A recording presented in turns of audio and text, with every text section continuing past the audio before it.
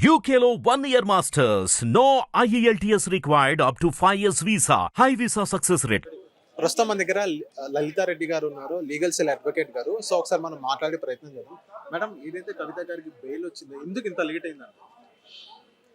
లేట్కి ఏదైతే ఉందో వాళ్ళు విచారణ చేస్తున్నాము, దర్యాప్తు చేస్తున్నాము అనుకుంటూ ప్రతిసారి బెయిల్ పిటిషన్ వేసినప్పుడల్లా వాళ్ళు వచ్చి అపోజ్ చేయడము, ప్రాపర్గా ఏదైతే ఉందో వాళ్ళు సబ్మిట్ చేస్తా అన్న ఆధారాలు ఏమి సబ్మిట్ చేయకపోవడము, మేము ఇంకా సబ్మిట్ చేయబోతున్నాం అని చెప్పి ఇంటెన్షనల్లీ వాళ్ళు అలా డ్రాగ్ చేశారు, డిలే చేశారు.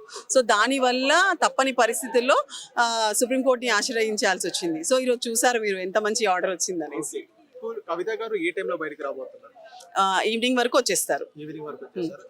సో ఇంకోటి ఏంటంటే అరవింద్ కేజ్రీవాల్ గారికి ఫస్ట్ బెయిల్ రావడం జరిగిన సందర్భాలు మనం చూసాం. అండ్ కవిత గారు చూసినట్లయితే ఇప్పుడు బెయిల్ వచ్చింది.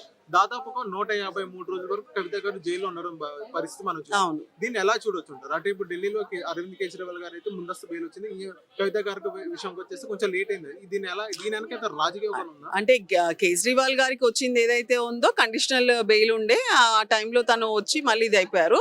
బట్ వేరేజ్ కవిత గారి విషయానికి వస్తే అసలు కవిత గారికి కేసు గురించి అసలు సంబంధమే లేదు. ఏదో సాక్షి ఏదో వాంగ్మూలంలో ఏదో చెప్పారు అని చెప్పేసి మీరు ఎఫ్ఐఆర్లో ఇనిషియల్గా కంప్లైంట్లో కానీ ఎఫ్ఐఆర్లో కానీ వాళ్ళు వేసిన 100 పేజీల ఛార్జ్ షీట్లో కానీ ఎక్కడ కూడా కవిత గారి పేరు లేదు అసలు. సో అలాంటిది ఒక సాక్షి ఏదైతే ఉందో తన వాంగ్మూలంలో చెప్పాడు అని చెప్పేసి ఓన్లీ ఆ ఒక్క రీజన్ వల్ల తనని ఏదైతే ఉందో సిబిఐ వాళ్ళు అరెస్ట్ చేసి ఇన్ని రోజులు జైల్లో పెట్టి దర్యాప్తు చేస్తున్నాను అనుకుంటే ఏదైతే డిలే చేశారో ఇది చాలా అసలు ఖండించాల్సిన విషయము.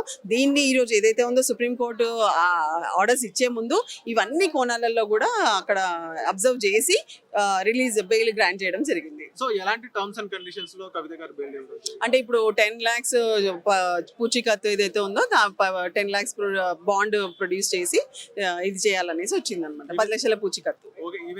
ఈవెన్ ఇంకోటి ఏంటంటే పాస్పోర్ట్ అవి మొత్తం కోర్టుకి సబ్మిట్ చేయాలనే విషయం అది కూడా వస్తుంది బయటికి. అది కూడా నిజమే అంటే యూజువల్లీ మీకు ఇదే అని కాదు, ఇలా రిలేటెడ్ ఆల్మోస్ట్ కేసెస్ లో ఏదైతే ఉందో అలాంటి ఆర్డర్స్ ఉంటాయి. అవి కొన్ని కండిషనల్ ఆర్డర్స్ ఉంటాయి. సో కోర్టుకి చెప్పకుండా ఏదైతే ఉందో ప్రయాణం చేయకూడదు, విదేశీ యాత్రలు చేయకూడదు, అట్లాంటిది ఇట్స్ కామన్ ఆర్డర్. అందరికీ అలాగే ఉంటుంది. అలాంటి కండిషన్స్ వస్తాయి అన్నమాట. హిట్ టీవీ యాప్ ని డౌన్లోడ్ చేసుకోండి. ఇందులో short news, live news, entertainment movies అన్ని అవైలబుల్ గా ఉన్నాయి. Please download Hit TV app. Hit TV app hit TV app ని ఫ్రీగా డౌన్లోడ్ చేసుకోండి.